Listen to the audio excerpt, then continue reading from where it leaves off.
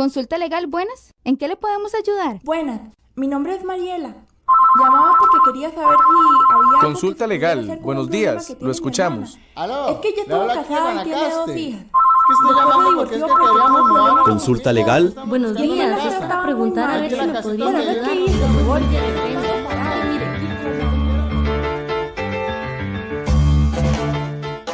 Porque ante todo, su primer derecho es preguntar, le damos la bienvenida a su consulta legal.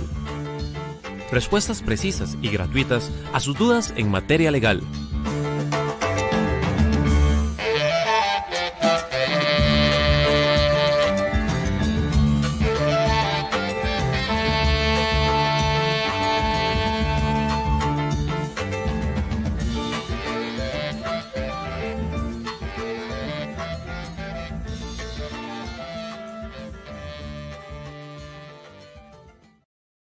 Hola, hola, muy buenos días a todas y a todos. Yo soy Juan Ignacio Guzmán Fernández y les doy la más cordial bienvenida a su programa Consulta Legal, que es el consultorio jurídico radiofónico de la Facultad de Derecho de la Universidad de Costa Rica, que como continuaremos repitiendo como un mantra todos los jueves, es la mejor universidad de Costa Rica, de acuerdo con el ranking de Quacarelli Simons, se ubica de número 1 en este prestigioso ranking, es además la número 1 también de Centroamérica y es la número 20 de Latinoamérica.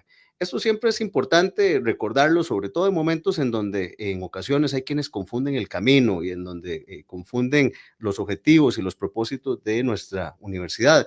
No nos olvidemos que la Universidad de Costa Rica es fundamentalmente un espacio para la docencia y necesitamos siempre que los estudiantes, que son el centro, que son el eje medular de nuestra universidad, tengan acceso siempre a la mejor educación, a educación de calidad, a la mejor calidad posible, que aspiremos a eso, y además también que puedan crecer humanamente.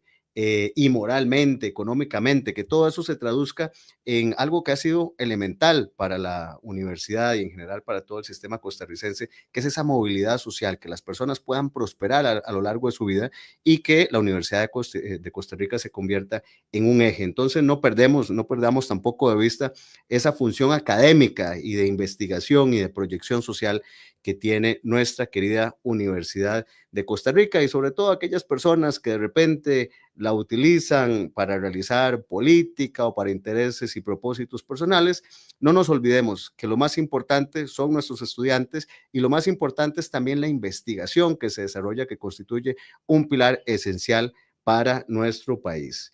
Les recuerdo, hoy es jueves 3 de julio, ya estamos en julio, impresionante, 3 de julio del año 2025 y les saludamos desde la cabina de la 870 AM de Radios Universidad en la en la ciudad universitaria Rodrigo Facio, desde donde estamos saliendo en vivo, no solamente para Costa Rica, sino que estamos saliendo en vivo para todo el mundo libre, todas aquellas personas que tengan una conexión a internet nos pueden escuchar desde cualquier lugar del mundo. Y además también algo muy importante, con frecuencia me consultan las personas que tal vez a las 10 de la mañana se les hace un poco complicado y se les hace difícil poder escucharnos o poder vernos.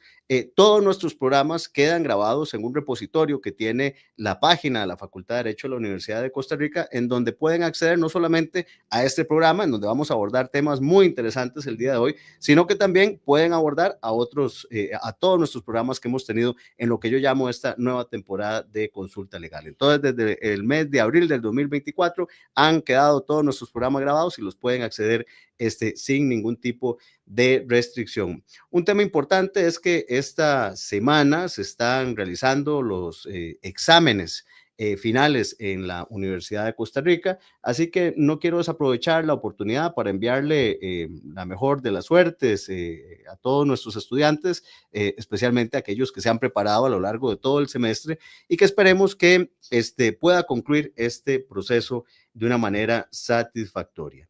Le envío también un saludo fraterno a nuestros radioescuchas, a las personas que hacen posible que lleguemos hacia ustedes, todas las personas que los jueves nos escuchan con fidelidad.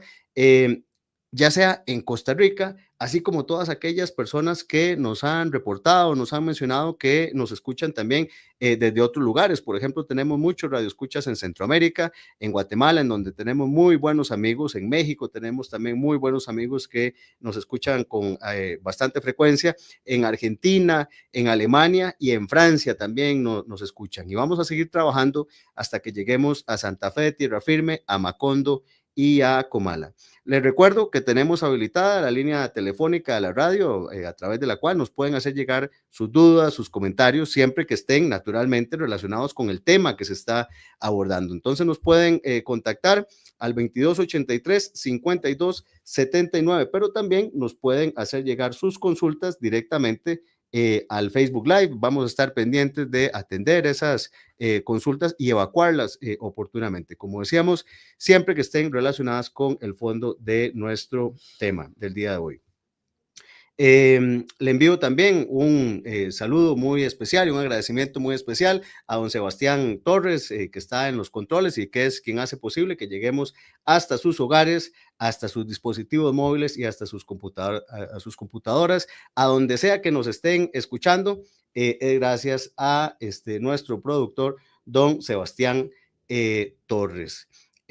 Además, no quiero perder la oportunidad antes de entrar a nuestro tema de fondo, de enviar un abrazo y un agradecimiento muy especial a todo el personal del Salón 1 de Cirugía de Mujeres del Hospital Max Peralta de Cartago y especialmente una paciente muy especial que tenemos nosotros hoy en día y ya desde hace ya varios días en este salón de cirugía, que es a nuestra querida Nuni, que se sigue recuperando de una operación muy complicada, pero que ella siempre con su muy buen ánimo y con ese sentido constante de superación y de optimismo, va superando poco a poco. Así, Anuni, te queremos mucho y esperamos muy pronto estar nuevamente en la casa. Pero siempre es bueno destacar esa vocación de servicio que tienen algunas instituciones públicas, como lo es el Hospital Max Peralta, porque hemos presenciado de primera fuente que ha sido una labor encomiable que nos ha complacido muchísimo y que es bueno siempre destacar. Y antes de empezar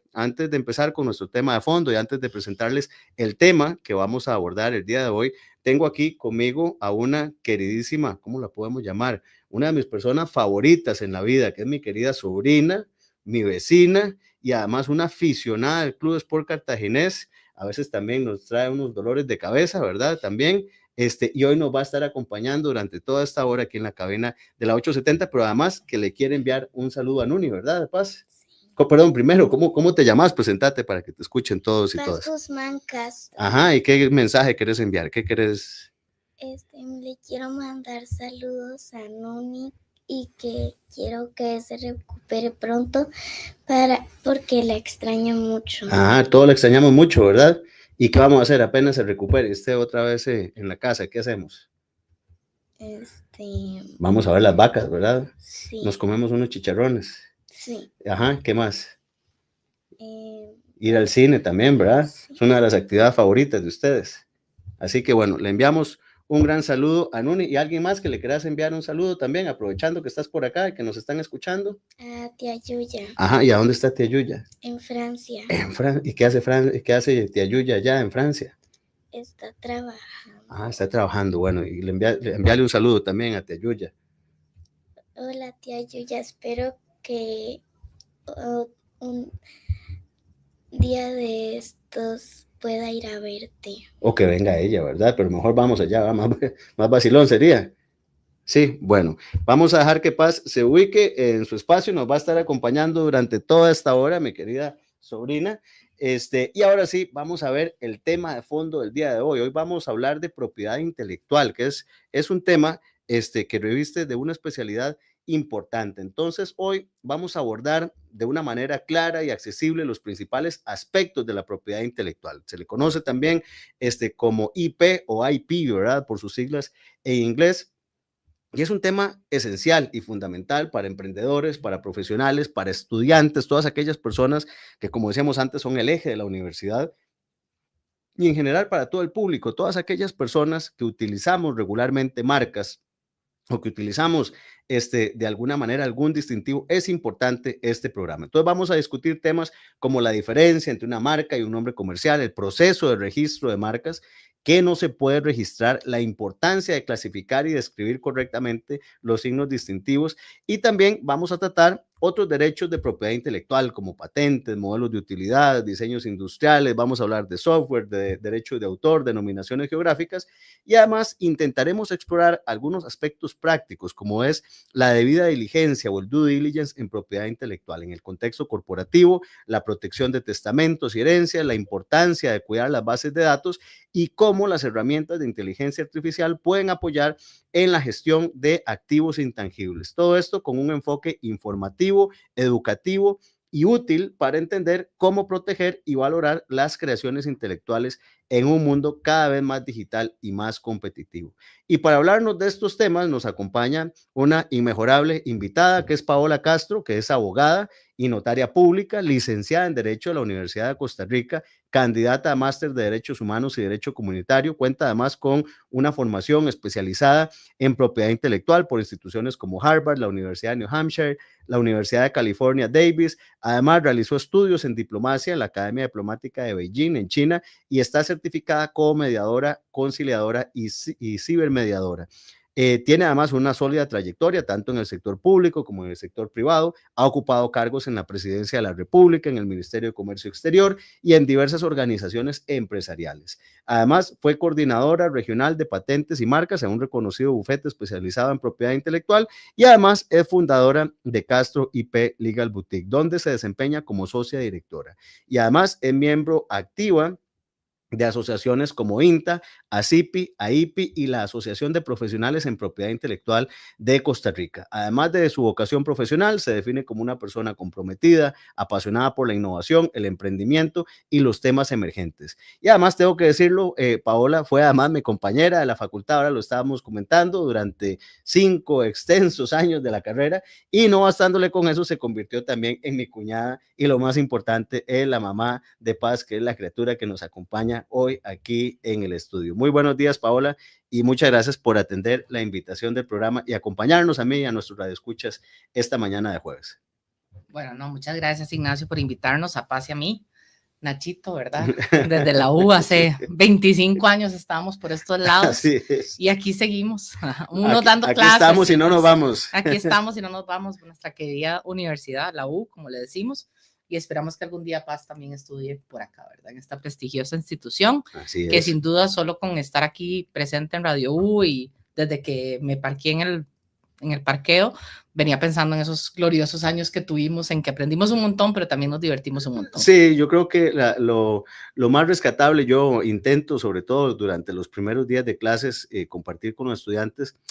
Los profesores somos, sí, importantes, pero yo creo que lo más importante es la convivencia, sobre todo que permite la universidad con otras realidades, con compañeros y con personas que vienen de otros lugares de Costa Rica. Yo creo que la universidad es la síntesis del país, es decir, exacto, cuando uno, y cada vez se está marcando más, ¿verdad? Que la gente se aglutina con personas con las que se siente más identificada y con las personas con las que tiene ciertos patrones o elementos comunes, y se les olvida que afuera de esa burbuja, que lo que llamamos burbujas, también existen muchas Costa Ricas, ¿verdad? Entonces, a mí particularmente como profesor me encanta tener esa posibilidad y esa cercanía con estudiantes, con gente joven, pero además gente joven que viene de distintas realidades, pero más aún cuando uno es estudiante, ¿verdad? Por ejemplo, yo me acuerdo cuando venía de Alajuela, y para uno el mundo era Alajuela y Cartago, porque estaban los abuelitos y los primos y todo, pero había un mundo, ¿verdad? Que se le abrió gracias a la Universidad de Costa Rica, y eso yo creo que es muy importante. Sí, sin duda nos abrió muchas puertas y muchas perspectivas de diferentes realidades. Una época súper interesante, yo estuve como 7 o 8 años en la U, porque después saqué la maestría, que soy candidata de Derechos Humanos y Derecho Comunitario. Sin embargo, después me jaló a la vida un tema que ahora me apasiona y que es el que me dedico principalmente, que es propiedad intelectual, como estamos hablando. Y bueno, por eso estoy invitada aquí el día de hoy. Saliendo de aquí, ahora vi varias librerías que quiero visitar, entonces espero que Paz me acompañe a comprar algún libro, y algún libro le compraré a Paz también. A mí me llama mucho la atención que independientemente del perfil del invitado, hemos tenido invitados afortunadamente que representan instituciones financieras, hemos tenido ministros, diputados, abogados, como usted, de grandísimo renombre, y hay una cosa en común: todos los que han estudiado acá, lo primero que hacen es pasar a la canela, ya le estamos haciendo publicidad a la canela, y después se van a las librerías, porque hay un vínculo que es muy difícil, yo diría que es imposible de romper para todos los que anduvimos por aquí. Yo diría que en algunas de las mejores etapas de nuestras vidas, ¿verdad? Definitivamente una de las mejores etapas de nuestras vidas. Y bueno, sí, aquí para responder cualquier duda que tengan sobre propiedad intelectual y para hablar un poco de marcas y de otros derechos de propiedad intelectual, de los nombres comerciales, de las patentes y demás, todo lo que quieran conversar. Excelente. Tal vez vamos a relacionar un poco este tema con lo que hablábamos, con esa vida tal vez universitaria, cuando estamos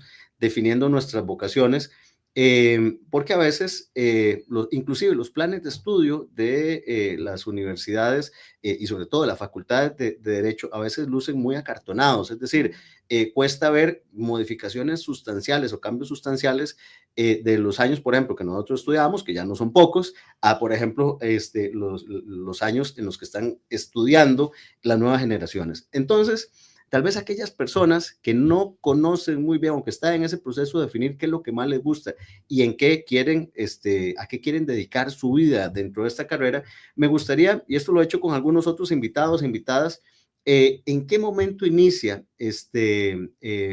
digamos, esa vocación, o en qué momento usted decide, bueno, esto es lo que más me gusta, por qué me gusta esto, en qué momento surge y cómo inicia, digamos, en este camino profesional? Bueno, me contrataron en un bufete, una firma legal centroamericana, en el departamento de propiedad intelectual, para cubrir una licencia de maternidad, y después me quedé ahí unos años más. Y aquí empecé a aprender sobre este tema que en realidad desconocía, o sea, tenía conocimientos básicos como creo que todos tenemos, ¿verdad? Que es propiedad intelectual. Muy elementales, ¿verdad? Muy elementales y además como abstractos, como que a veces uno no entiende muy bien a qué se refiere o cuál es la practicidad, digamos, que hay, o la pragmaticidad que hay de estos temas.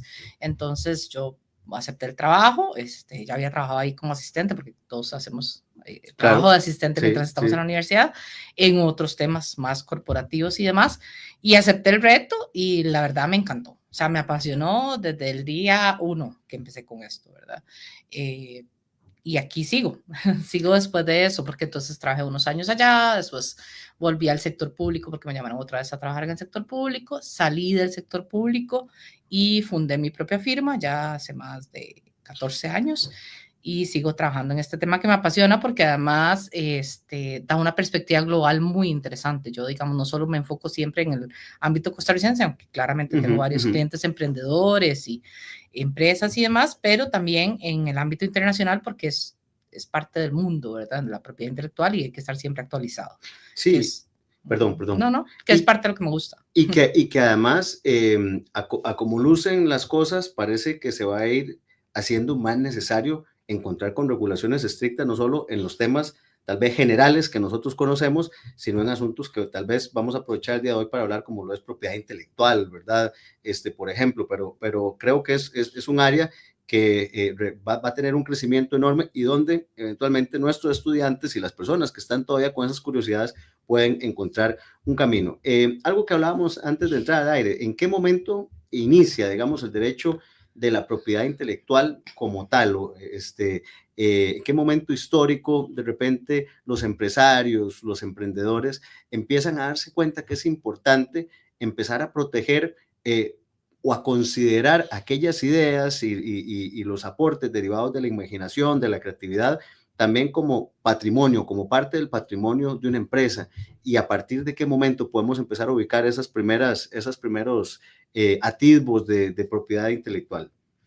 Bueno, a nivel histórico, digamos, sería con el Comercio de París de 1883 a nivel internacional, digamos, y más o menos paralelamente, porque Costa Rica siempre ha estado a la vanguardia, más o menos paralelamente en Costa Rica se empiezan a dar los primeros registros de marcas, que ahora estábamos conversando y vimos que no se sabe muy bien si fue una marca de cigarrillos o una marca de productos de limpieza, pero por ahí anda, porque primero se registraban en el Ministerio de Hacienda y Comercio, se llamaba en ese momento, finales del siglo XIX, y posteriormente en el registro público. Y sí hubo un gran avance en Costa Rica a partir de finales, como 1995, ¿verdad? Sí, finales del siglo XX, que se da un auge, digamos, de la protección de marcas en Costa Rica y patentes. Muy bien. Ahora bien, ¿qué podemos catalogar, o tal vez para aquellas personas que no estén muy familiarizadas, de lo que es la propiedad intelectual? Es decir, suena, como decíamos antes, a veces muy complejo o un concepto, ¿verdad? Un poco difuso. Entonces, ¿qué le podríamos decir a la gente que es la propiedad intelectual? Bueno, explicando así como en la escuela, ya que tenemos aquí a Paz, le decíamos a Paz, bueno, ¿de qué son marcas? Y Paz nos decía, ay, mamá, no sé, yo como, bueno, una hija de una abogada que se dedica a la propiedad intelectual no sabe qué son marcas. Yo estoy segura que sí sabe, pero entonces le decíamos, bueno, el jeans que andás tiene una marca, la camisa que andás tiene una marca, la diadema que andás tiene una marca, los aretes que andás tienen una marca. Estoy viendo aquí unos cuadros, unas caricaturas, claramente esos son derechos de autor, ¿verdad?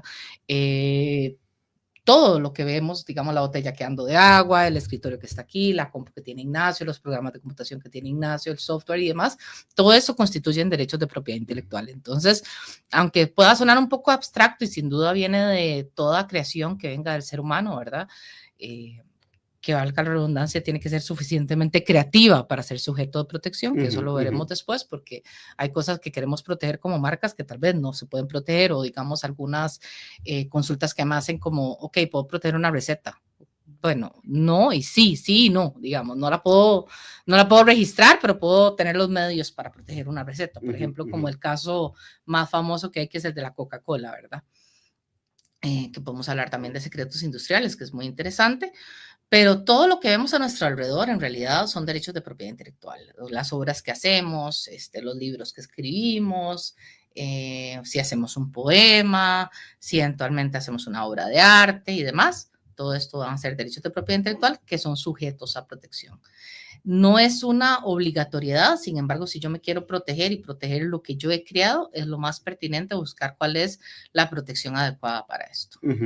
Que eso me lleva a otra pregunta. Si bien es cierto, no es obligatorio, es decir, nosotros, por ejemplo, podemos iniciar un negocio, podemos iniciar un producto o dar un servicio, y no necesariamente, y yo diría que es en la grandísima mayoría de los casos, las personas, sobre todo los emprendedores que a veces son tan olvidadizos de darle una formalidad o una estructura a ese negocio, dispensan de estos requisitos. Pero entonces, ¿a partir de qué momento podríamos nosotros considerar que es válido que nos cuestionemos si aquella creación, como estábamos diciendo, por ejemplo, aquel producto, aquel servicio, aquel restaurante, aquella soda, aquella oficina de abogados, como decíamos, esos cuadros que están ahí, o cuando escribimos un libro, por ejemplo, una novela, a partir de qué momento es válido e importante que nos cuestionemos si aquella creación es merecedora de un espacio de tutela o de registro, digámoslo así. Bueno, yo diría que desde el puro inicio, a mí me gusta mucho la parte preventiva del derecho, ¿verdad?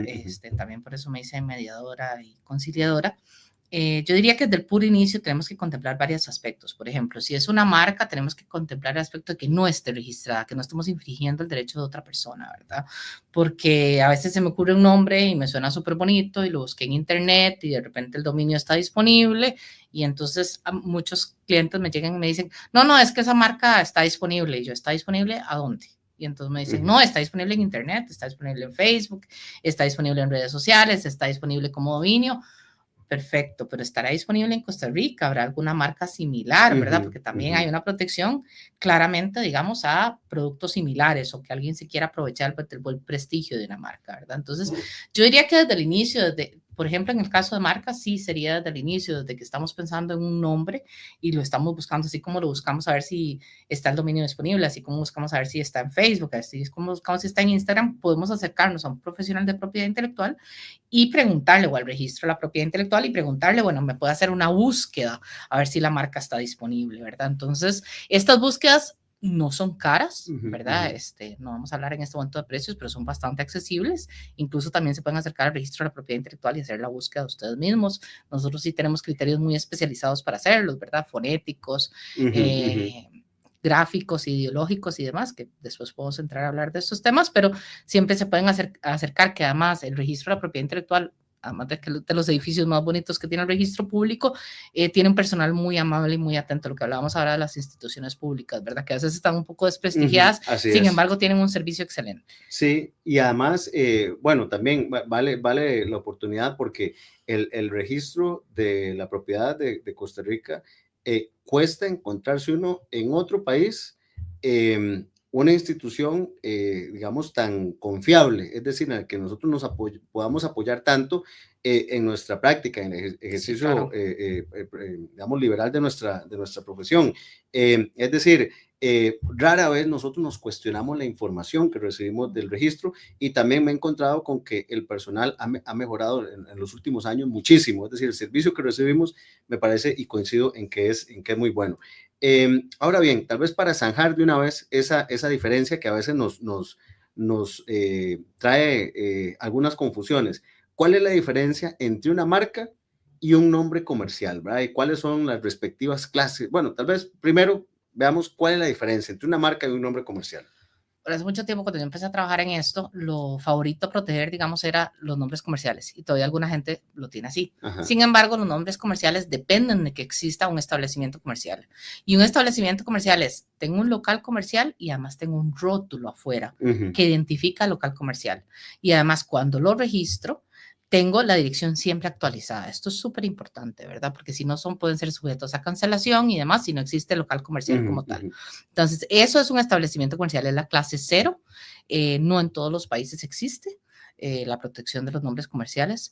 Y las marcas, ya sí es una clasificación internacional que va de la clase, bueno, en Costa Rica de la clase 0 a la 45, sin embargo también existe la 50, que son los eslogans y señales de propaganda, y se divide, digamos, en una clasificación de productos y servicios de acuerdo a la clase en que pertenezcan, que ahorita podemos hablar un poquito más de las clases, pero ya esto es una marca. Una marca no depende de que exista un local comercial.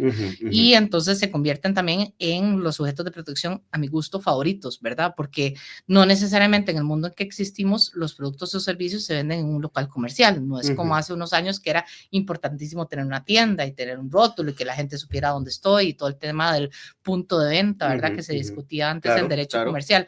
Ahorita nosotros podemos tener, no sé, una venta de vehículos casi que en una casa, con una buena computadora y un lugar donde parquemos esos vehículos, por decir un ejemplo conocido. Pero también eventualmente servicios jurídicos, no tenemos que tener un bufete o una firma, lo podemos hacer desde nuestra casa, remotamente, claro, en otro país incluso, no sé. Igual podemos pensar, no sé, en todos los servicios, digamos, de comidas y demás, que no necesariamente tenemos un restaurante, podemos vender por medio de plataformas.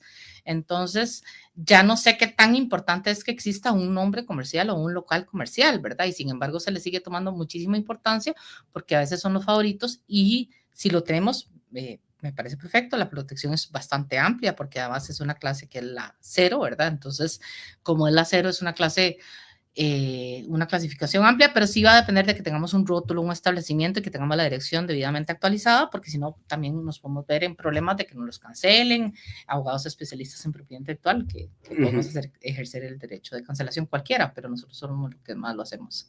Ahora bien, ¿cuáles son esas respectivas clases o categorías y qué definen?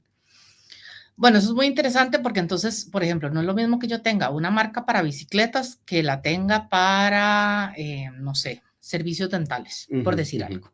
Bebidas alcohólicas, alimentos. Entonces, esta clasificación internacional, la clasificación internacional de NISA, va diciendo que corresponde a cada clase. Entonces, por decir algunos ejemplos, Los productos 3 son productos higiénicos, no sé, champú, todo lo que son eventualmente, no sé, las toallitas de bebés, los dentríficos, productos de limpieza. Bueno, ahí va a haber un montón, ¿verdad? Ya si son productos químicos van a estar en la clase 1. La clase, no sé, para hablar de las clases más simpáticas, digamos, en la clase 34 está la clasificación de la 30 a la 34, perdón, están las clasificaciones de alimentos, entonces ahí va a haber diferentes clasificaciones, unos pueden ser de salsas, otros pueden ser de bebidas alcohólicas, otros pueden ser, no sé, de productos de panadería y demás. Entonces, sí es importante saber en cuál clase voy a registrar mi marca, porque si la clasifico en una que no es, primero el registro me puede advertir, rechazar y demás. Pero además de esto, también tener como la idea de cuál es mi negocio principal, porque tampoco es que nos vamos a poner a registrar en un montón de clases que eventualmente no las vamos a usar, porque si no las vamos a hacer, podemos ser también sujetos de cancelación, que es lo que ya hablábamos. Entonces es importante conocer la clasificación claramente está en internet, la conocen en un registro de la propiedad intelectual y la conocemos muy bien los abogados de propiedad intelectual. Dentro de esa clasificación, que bueno, la 1 a la 34 son productos y de la 35 a la 45 son servicios, ¿verdad? Ahí ya es muy diferente. Por ejemplo, no sé, estoy sacando una marca de bebidas, lo que yo doy son servicios dentales o servicios de consultoría, o lo que yo hago son servicios de marketing. Entonces ahí ya estaría en las otras categorías, que es de la 35 a la 45, que hay servicios. Y es muy importante dentro de estas mismas categorías, porque también cuando yo empecé a trabajar en esto hace más de 15 años, se registraba la categoría general. Ok, es la 1, ok, va toda la clase 1. Cazamos con perdigones. Exacto. Y ahorita no, ahorita es muy importante especificar dentro de la clase 1 cuáles productos en específico estoy vendiendo o cuáles servicios en específico estoy diciendo, ¿verdad? Y para eso es importante este tipo de consultas. Ahora bien, si una persona de repente tiene la inquietud o tiene un producto, como decíamos antes, o tiene una obra o algo que considera que es importante darle esa protección, ¿cuál es ese tal vez paso a paso o cómo se registra una marca o cómo se registra un nombre comercial para que esa persona también pueda tener esas garantías y esa seguridad de que aquella creación o que aquella invención eventualmente se va a mantener incólume, ¿verdad?, a lo largo del tiempo y que no van a poder venir a ponerle a la par una con características similares? ¿Cuál es ese proceso? Bueno, yo soy muy orgullosa también del proceso costarricense, digamos, de registro de marcas. Nosotros a veces nos quedamos de nuestras instituciones, sin embargo, en Costa Rica una marca se registra en 5 o 4 meses y esto es un tiempo récord a nivel mundial, digamos. En países como Estados Unidos estamos hablando de 6 a 8 meses, en países como Brasil en algún momento fue hasta 2 años o Venezuela, ¿verdad? En otros países uno dice, bueno, en Europa, Canadá, no sé, tardan aproximadamente más de un año en el registro de una marca. Y en todo Centroamérica, en realidad estamos parecidos, siendo Costa Rica, yo diría, el país más rápido de la experiencia que yo tengo, porque también registro marcas en otros países por medio de otros corresponsales. Y se llena un formulario. ¿Por qué 4 meses? Porque podemos decir, pero 4 meses es un montón. Bueno, porque tiene todo un procedimiento. Primero se llena un formulario en el que se especifica cuál es la marca, si la marca tiene logo o no tiene logo, porque no necesariamente una marca tiene logo. Una marca puede ser solo un nombre o puede ser solo una figura, ¿verdad? Hay diferentes tipos de marca, o puede ser un sonido, como siempre ponemos el ejemplo del águila de Imperial, ¿verdad? O del Colby o del gallo de Goyo, ¿verdad? Por decir algunas marcas sonoras que son menos tradicionales, sin embargo son súper interesantes, como la N Netflix. Bueno, es todo un tema. Pero entonces llena un formulario, se especifica cuál es la marca, se especifica cuál es la clase en que se va a registrar, se especifica cuál es el dueño titular, se somete al registro de la propiedad intelectual, esta marca, el registro hace un pequeño estudio, un buen estudio de forma, que es que todos los requisitos estén bien, y después hace un estudio de fondo, que significa si la marca es sujeto a registro o no es sujeto a registro. Ahí ya estamos hablando de que hay marcas que son sumamente descriptivas, digamos como wellness para un gimnasio, digamos, o wellness para un centro de nutrición. ¿Wellness qué? O sea, tendríamos que añadirle algo más para que la marca sea para distinguirla. Para que sea suficientemente distintiva, ¿verdad? O productos genéricos o marcas que están infringiendo otras marcas previamente registradas, ¿verdad? Entonces, que ahí es por eso es que hacemos la búsqueda o recomendamos hacer una búsqueda antes. Después de este estudio de forma y de fondo detallado que hace el registro también es muy importante señalar un medio de notificaciones que estemos revisando, ¿verdad? Cuando lo hacemos por medio de un profesional en el área, pues claramente nosotros vamos a tener acceso al expediente y vamos a estar atentos a todo lo que esté sucediendo. Y no el correo de Hotmail o de Yahoo, ¿verdad? Que nunca vemos, exacto. Entonces después vamos a recibir una notificación en la que nos van a indicar si hay algún defecto o no, y si todo está bien vamos a recibir un edicto. Entonces se procede a publicar el edicto en la Gaceta con base en el principio de publicidad, y tienen que pasar 2 meses, por eso es que dura 4 meses el registro, tienen que pasar 2 meses en que se le da oportunidad, digamos, a terceras personas a que se opongan a mi registro de marcas. ¿Quiénes revisamos la Gaceta? Probablemente solo abogados, ¿verdad? O algunos softwares especializados. Había un presidente, no sé si era Cleto González, que decía que nunca falta un vagabundo que esté leyendo la Gaceta, ¿verdad? Hace 100 años. Puede ser, y ahora hay softwares especializados que incluso tenemos sistemas de alerta que nos avisan cuáles marcas están siendo registradas y demás. Pero sí, me acuerdo antes en los bufetes que habían todos estos libros de las gacetas enmarcados, ¿verdad? Sí, que eran físicas. Sí, a nosotros nos gustaba un montón ese tema de revisar las gacetas, era el día que se revisaban las gacetas, era un día que no queríamos tener, digamos, en la semana, pero ahora es un castigo, exacto, era un castigo, ahora es un poco más sencillo. Eso lo hacíamos también cuando éramos los asistentes que estábamos empezando, ¿verdad? Ya los asistentes que tenían más años no revisaban. Se sacudían de esas obligaciones. Pero bueno, entonces se publica la Gaceta, hay un periodo de 2 meses, y si en 2 meses nadie formuló ninguna oposición en cuanto a nuestra marca, entonces ya el registro emite el certificado, que ahora además es un certificado digital, ¿verdad? Y ya con esto tendríamos nuestra marca registrada. No obstante, vamos a tener protección desde el primer momento que metemos la marca, porque ahí vamos a tener un derecho de prioridad que va a venir con cualquier otra persona que venga posteriormente, ¿verdad? Entonces, desde el primer momento vamos a tener algún tipo de protección, por lo menos de prioridad.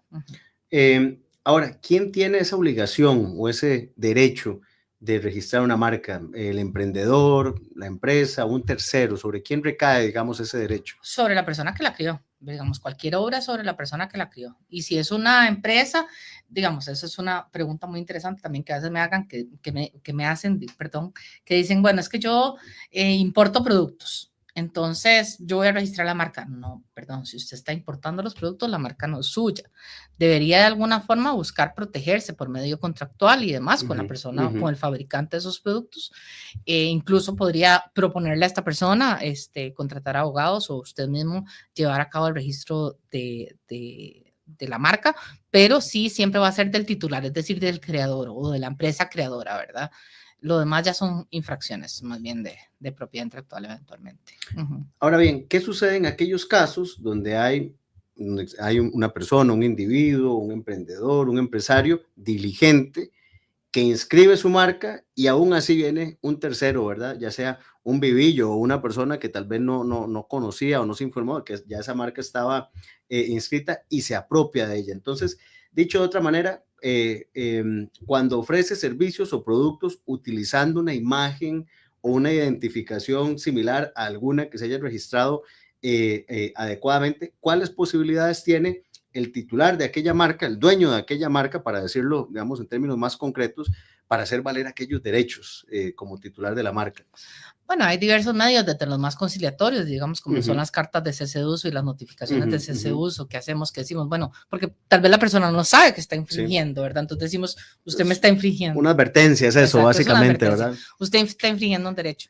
A los medios más actuales, digamos, que es dar de baja cuando están en plataformas, ¿verdad? Si yo tengo un registro de una marca, entonces yo puedo pedir en plataformas, en diversas plataformas como Amazon, Facebook, Instagram, den de baja esta marca, ¿verdad? Porque esta marca está registrada en país de origen o está registrada en Costa Rica, que incluso ya hay plataformas como Amazon que tiene su propio brand registry. Entonces, si quiero vender en Amazon, yo tengo que tener mi marca registrada en mi país de origen, eventualmente en Estados Unidos también, y tengo que tener la marca en esta plataforma, digamos, y en este registro, digamos, especial que tienen ciertas empresas. Entonces hay diversos mecanismos y ya están los más litigiosos, ¿verdad? Que eventualmente también se podrían ejercer. Que es cuando ya de repente la persona que está realizando un uso indebido de aquella marca o de aquella identificación, a pesar de recibir la advertencia o la solicitud cordial del titular, decide hacer caso omiso y continuar adelante con su negocio, su emprendimiento. Exacto.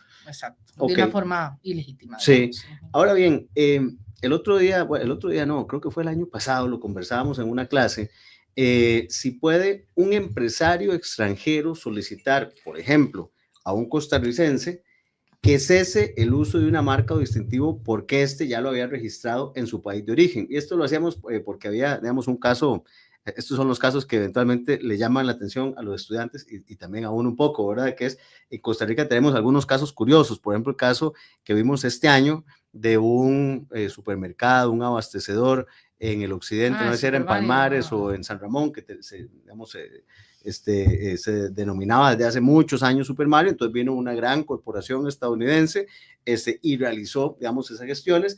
Y había otro que era un restaurante, me parece mexicano, en Heredia, que tenía un flan que se llamaba el Only Flans. Y entonces recibió una carta de cese y desistimiento, es decir, una carta de autorización. Entonces ellos dijeron, bueno, sí, vamos a decidir cambiar el nombre a ese platillo del menú. Pero entonces, eventualmente, ¿qué pasa cuando se dan ese tipo de situaciones? Que un extranjero se da cuenta que en Costa Rica están utilizando su marca y que están además explotándola económicamente. Sí, bueno, la respuesta no es definitiva, ¿verdad? Hay un principio de territorialidad, digamos, que entonces es un principio importante, que es que la marca, yo puedo tener una marca en Costa Rica, sin embargo, si hay otra marca similar en otro país, o eso no significa que porque yo tenga la marca registrada en Costa Rica va a estar protegida en Honduras, o va a estar protegida en Guatemala, tengo que ir país por país a proteger la marca. Entonces, porque esté protegida en mi país no significa que esté protegida en otros países, y también, digamos, una creación puede emerger en varios lugares al mismo tiempo. Yo puedo estar teniendo una idea muy original y alguien en China puede estar teniendo esa misma idea original, ¿verdad? Más en el mundo globalizado en el que estamos. Entonces, no necesariamente constituye una infracción, va a depender del principio de territorialidad, va a depender también mucho de las clases, va a depender mucho de, bueno, yo puedo ponerle a un Super Mario, no por Mario Bros. O sea, ya sí uso la imagen y todo lo demás, pero lo puedo poner porque yo me llamo Mario, o porque el lugar se llama Mario, no sé, ¿verdad? Entonces, va a depender también de cuál es la intención, de cuál es el fin ideológico, digamos, de cuál es el elemento gráfico, de la territorialidad, de si constituye o no una marca notoria, porque hay marcas que son súper famosas, ¿verdad? Yo no puedo hacer el tonto y decir que no conozco McDonald's cuando está en todo el mundo, ¿verdad? O Mickey Mouse. Exacto. Entonces, también va a depender si constituye una marca notoria, si hay derechos de autor implicados. O sea, la respuesta como que no es sencilla, se tiene que analizar caso a caso, pero sí es importante saber que porque yo tenga mi marca registrada en Costa Rica no significa que la tengo registrada en todo el mundo. Eso es un principio importante, digamos. Ahora, una duda que me queda sobre este tema. ¿Qué tan frecuente o cómo funciona, por ejemplo, cuando o cómo hacen, digamos, estas grandes marcas, ¿verdad? Estos grandes conglomerados para asegurarse, por ejemplo, una gran marca, ahora que decíamos Mickey Mouse, por ejemplo, ¿cómo hace la empresa Disney para asegurarse que alrededor del mundo no estén utilizando indebidamente, ¿verdad?, la imagen del ratoncito, ¿verdad?, amigable y todo? Es frecuente que ellos tengan observadores ¿y cómo se hace eso? Eso es una duda que me surgió ahora de la conversación. Ahora es muy sencillo porque existen software especializados, como estamos hablando. Bueno, el software también es un derecho de propiedad intelectual. Se llaman Trademark Watch Services. Nosotros tenemos uno para Costa Rica y Centroamérica en la oficina, en donde nosotros estamos observando las marcas de nuestros clientes, ¿verdad? Para saber si alguien más los está infringiendo, si alguien más está registrando algo similar, porque lo que detectan son las publicaciones. Justamente detectan las publicaciones de marcas. Igual antes habían informantes, ¿verdad?, de otros tipos. También cuando una empresa extranjera me dice a mí, vigíleme mi marca, bueno, lo primero que yo tengo que hacer es un due diligence, digamos, ver si la marca está registrada en Costa Rica, si está registrada adecuadamente en Costa Rica. Entonces procedo a hacer los registros adecuados, si hay derechos de autor y demás. Se procede a hacer como toda la debida diligencia y a registrar lo que se tenga que registrar, si está siendo usado en Costa Rica y en cuáles clases y demás, o si es una clase, si es una marca notoria. Entonces se procede a registrar como una marca notoria que va a tener una protección sumamente especializada. y después de esta debida diligencia, pues se añade algún servicio que probablemente ellos ya también tengan contratados a nivel internacional, pero se añade algún servicio de vigilancia más local para que me esté advirtiendo, digamos, de infracciones. Y si detectamos alguna infracción, claramente vamos a tener los ojos más puestos en esto cada vez que, no sé, estemos en Facebook, en redes sociales y demás, vamos a tener un ojo más atento, pero además hay softwares especializados. Que yo recuerdo tal vez no vamos a decir nombres, pero recuerdo una marca que no tenía, y no sé si tiene ahora, pero hace unos años no tenía toda tienda en Costa Rica, que hacen unas carteras, unos bolsos y unos vestidos muy elegantes, muy costosos, perdón, que tenían siempre, digamos, un retainer o tenían contratada una firma de abogados para que estuviera supervisando en ciertas tiendas en donde ellos ya tenían sospechas de que se estaban vendiendo, por ejemplo, algunos productos falsificados o algunos productos que aludían a algunos de los diseños de esta marca que además es súper reconocida, y entonces tienen además ese músculo financiero para decir, bueno, claro, en Costa Rica ya identificamos 3, 4 tiendas que están vendiendo productos falsificados o que están vendiendo productos de contrabando. Entonces necesitamos alguien que esté siempre realizando la vigilancia correspondiente, y en el caso de que se verifique, hacer los levantamientos, ¿verdad? Con un acta notarial, ¿verdad? Para tomar también las precauciones del caso, para tomar las medidas del caso. Pero entonces eso también va a depender posiblemente de la cantidad de recursos de los que dispone eventualmente el titular de esas marcas, ¿verdad? Sí, del país, porque de repente hay países que son muy infractores, ¿verdad? En propiedad intelectual, o países en que son ampliamente reconocidos por su trayectoria de infracción de marcas, o países que los puertos son muy importantes, los puertos de entrada, ¿verdad? Sí, porque también hay medidas en frontera, medidas en aduana y demás que también se pueden ejercer. Sí, ahora bien, en este mundo que vivimos, y de hecho ahora lo hablábamos antes de entrar al aire, del mundo de las redes sociales, ¿verdad? Y de esta nueva forma de comunicadores o de creadores de contenido, ¿verdad? Que llamamos influencers, eventualmente, y esto lo menciono porque el otro día me hicieron una consulta al respecto, ¿puede un influencer proteger esa marca personal sí, eventualmente? Claro. Esa marca personal que va construyendo de a poquito o de a mucho en redes sociales, y evitar además que otras personas los exploten comercialmente, o cómo funciona eso en este mundo, digamos, que va cambiando tan rápidamente. No, por supuesto, digamos, puede crear una marca, ¿verdad? Y registrarla. También eventualmente he visto que hay países, en este momento no me acuerdo cuál país fue, que ya se registró el primer, ¿cómo se llama? Avatar de una persona, ¿verdad? Porque eventualmente, o el metaverso, claro, no sé, bueno, ya claro, hay temas ahí como un poquito más abstractos, pero sí, definitivamente también pueden haber contratos sobre derechos de imagen, ¿verdad? Importantes que tenemos, o contratos por servicios profesionales, de que cuál creación es mía y cuál creación no es mía, que siempre son importantes tener, ¿verdad?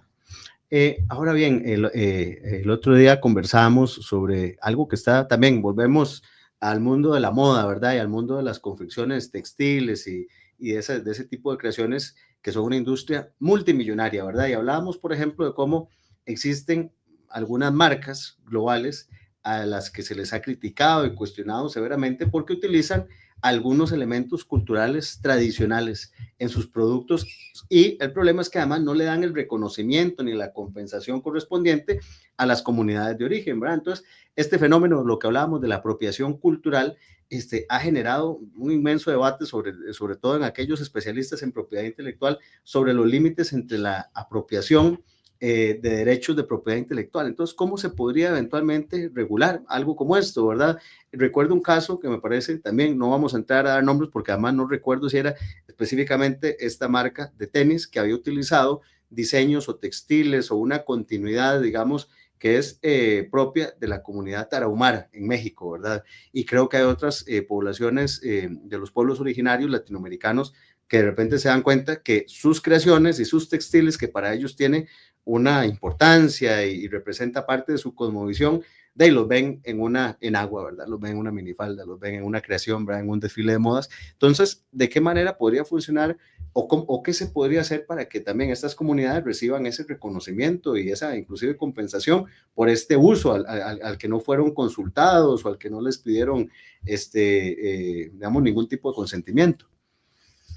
Bueno, aquí hay dos vertientes, ¿verdad? La vertiente primera, digamos, es de parte de la responsabilidad a veces de los productos de los mercadólogos, ¿verdad? O de los creadores, digamos, de ciertos diseños y demás, de tener la educación suficiente como para saber si estoy metiéndome, digamos, con un textil tradicional o si estoy usando una imagen tradicional, digamos, como las Catrinas y otras cosas, ¿verdad? Entonces, también depende de decir, bueno, esto no es una creación mía, claramente esto no es una creación mía, estoy copiando o me estoy basando en algo, estoy adaptando algo, entonces tener la educación suficiente y decir, bueno, que yo quiero hacer esto probablemente va a ser un auge, va a ser muy famoso, pero va a ser no una apropiación, sino una apreciación. Entonces le voy a dar el debido reconocimiento que tiene esta persona, ¿verdad? Para decir, bueno, ok, esto es parte de la cultura tal, estamos apoyando, no sé, la fundación tal, hicimos los procesos debidos de consulta, no sé. Entonces eso se ve de una forma muchísimo más responsable, ¿verdad? Claro. O no sé, le hicimos Frida Kahlo, que le gustaba mucho a Paz en algún momento, ¿verdad? Le pagamos a la familia de Frida Kahlo, a la Fundación Frida Kahlo. A los dueños de los derechos. Exacto, a los dueños de los derechos, respetar. Primero está en respetar y tener la educación suficiente para saber si algo es mío o no es mío, o lo estoy copiando o demás, ¿verdad? Y desde el punto de vista, digamos, de cómo ejercer esos derechos, es un tema muy interesante porque, digamos, eventualmente yo no sé si por ejemplo, con los temas de textiles y demás, podría tener algún tipo de registro especial, tal vez en derechos de autor, o tal vez podría ser el Ministerio de Cultura o demás, ¿verdad? Que como que tenga un registro especial donde uno también pueda consultar a quién pertenecen y con quién, digamos, consultar este derecho, porque también hay un tema ahí de legitimidad, con quién hablo, digamos, si es una población indígena, con quién hablo, con quién hago el debido proceso de consulta. ¿Quién puede representar esos derechos también, verdad? Ajá. Me acuerdo de una marca de cerveza en Costa Rica que usó, creo que un nombre de un cacique indígena, y entonces el pueblo se apersonó al registro de la propiedad intelectual y dijo, no, esa marca de cerveza no, porque está apropiándose indebidamente culturalmente de este nombre y va para una marca de cerveza que no queremos que sea utilizado, para nosotros es ofensivo y queremos hacer un proceso de nulidad y lo ganaron. ¿verdad? Lo ganaron, ok. Entonces, es importante ese antecedente, yo no lo conocía, me parece muy interesante. Pau, nos está ganando el tiempo. Sí, es que este tema da para mucho y realmente es bonito, es bonito. Y tengo muchísimas preguntas todavía, pero bueno, vamos a aprovechar los minutos que nos quedan. Me gustaría saber, ahora lo mencionamos rápidamente, pero me gustaría concretar sobre esto. ¿Qué elementos eventualmente no se pueden registrar como marca y por qué? Yo diría que estamos hablando de las marcas descriptivas o de las marcas genéricas o de las palabras de uso común, digamos, por ejemplo, agua para agua, por decir algún ejemplo súper sencillo, digamos. O, no sé, por ejemplo, que me quiero poner un salón de belleza, entonces quiero poner un salón de belleza que diga el pelo más bonito, no sé, a veces usamos hasta palabras en inglés y demás, pero que claramente los registradores tienen acceso a Google, a la hora de traducirlo van a saber que esa palabra en inglés o en francés o en chino, que suena muy bonito, va a significar exactamente lo que estoy queriendo proteger, ¿verdad? Claro, y cada vez es más fácil acceder a esta información porque a veces decimos, ay no, pero si lo ponemos en italiano va a sonar súper lindo y va a ser pelo en italiano para un salón de belleza, el pelo más bonito. El registrador se va a meter en Google, va a ver y va a decir, ok, esta palabra es descriptiva o es de uso común, o por ejemplo, símbolos nacionales jamás pueden ser registrados, ¿verdad? Nosotros que tenemos un montón de símbolos nacionales, exacto. Nosotros que tenemos un montón de símbolos. La carreta. Incluso el 506. A nosotros nos han llegado consultas del 506, el 506 no es registrable, el código país, el código telefónico que cada vez...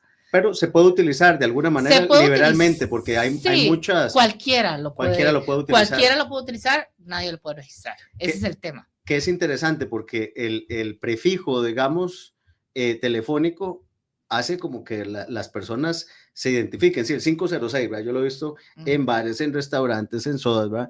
Pero también uno va a Guatemala y ve el 502, ¿verdad? Y la gente se identifica con el 502, va uno a Honduras, me parece que es el 504 y la gente también como que es un número aglutinador, ¿verdad? Entonces, si yo tengo, por ejemplo, un restaurante y quiero eventualmente utilizarlo, puedo utilizarlo sin pedir permiso, pero no lo puedo registrar. Exactamente, sí, no lo puedo utilizar, sin problema lo puedo utilizar, pero no es que lo pueda registrar ni voy a poder ejercer ningún derecho.